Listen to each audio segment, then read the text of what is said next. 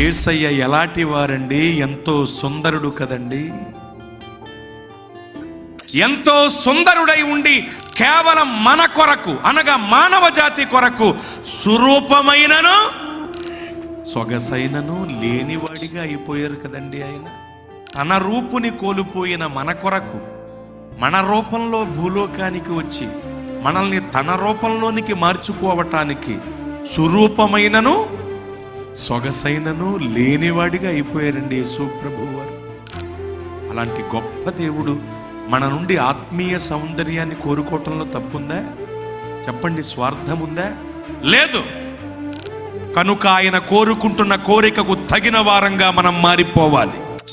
ఆయన కోరుకుంటున్న రూపురేఖలలోనికి మనము రూపాంతరం చెందాలి.